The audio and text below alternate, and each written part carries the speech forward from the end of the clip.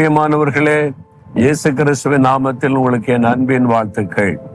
நீங்க பார்க்கிறீங்கல்ல, அந்த பின்னால தெரிகிற அந்த நீர்வீழ்ச்சியானது அமெரிக்காவினுடைய நீர்வீழ்ச்சி, அமெரிக்கா தேசத்திலிருந்து விழுகிற நீர்வீழ்ச்சி. முதல்ல நம்ம பார்த்தது ரெண்டு தேசத்துக்கு நடுவில் விழுகிற பிரம்மாண்டமான நீர்வீழ்ச்சி. இன்னொன்று இருக்கிறது, அது அமெரிக்கா தேசத்துல விழக்கூடிய நீர்வீழ்ச்சி. ஆனா அது இந்த ஆத்துல தான் அது கலக்கிறது. பின்னால் ஒரு பாலம் பாக்குறீங்கல்ல, அமெரிக்கா தேசத்தையும் கனடா தேசத்தையும் இணைக்கிற பாலம்.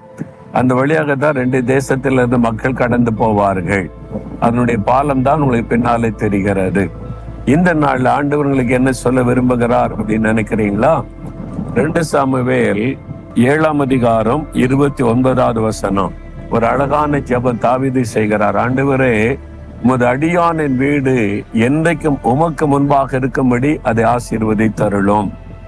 ஒரு வீடு கட்டும் போது அதை பிரதிஷ்டை பண்ணி ஜெபிக்க போதகர்களை அழைப்போல சபை மேய்ப்பர் அதை பிரதிஷ்டை பண்ணி ஆசீர்வதித்து ஜெபம் பண்ணுவாங்க. இந்த வீடு ஆசீர்வதிக்கப்படணும் அப்படின்னா என்ன அர்த்தம்? அந்த வீட்டுல குடியிருக்கிறவங்க ஆசீர்வதிக்கப்படணும்.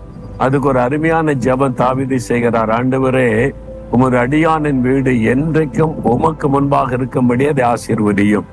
அதாவது தேவனுடைய பார்வையில என் குடும்பம் இருக்கணும். நீர் எப்பொழுது என் குடும்பத்தை கண்காணித்து நீர் ஆசீர்வதிக்கணும்.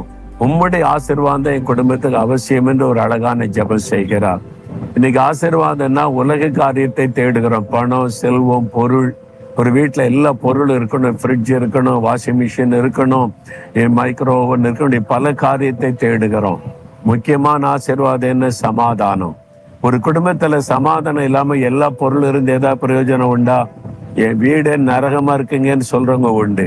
அப்ப உங்க வீட்டுல சமாதானம் நிறைவா இருக்கணும். அதான் தேவனுடைய ஆசீர்வாதம். அதுக்கு நீங்க குடும்பத்தை ஆண்டவருக்கு ஒப்பு கொடுத்து தாவீதை மாதிரி ஜெபிக்கணும். ஆண்டவரே, என் குடும்பத்தில் இருக்கிற எல்லாரும் உங்களுக்கு சொந்தம், இது உங்க குடும்பம், உமக்கு ஒப்பு கொடுக்கிறேன். உம்முடைய ஆசீர்வாதத்தினால் என் குடும்பம் ஆசீர்வதிக்கப்பட்டன்னு ஜெபிங்க. வீட்டுக்குள்ள சமாதானம் உண்டாகும், சந்தோஷம் உண்டாகும், செழிப்பு உண்டாகும், நிறைவான ஆசீர்வாதம் உண்டாகும். நீங்க தினமும் ஜெபிச்சு பாருங்க, ஜெபம் பண்ணுங்க. ஆண்டவரே, உம்முடைய அடியானின் வீடு, எங்களுடைய வீடு, எங்க குடும்பம் உமக்கு முன்பாக இருக்க முடியாது, என்றென்றைக்கும் நீர் ஆசீர்வதித்து அருளும். இயேசு கிறிஸ்துவின் நாமத்தில் ஜெபிக்கிறோம். ஆமேன், ஆமேன்.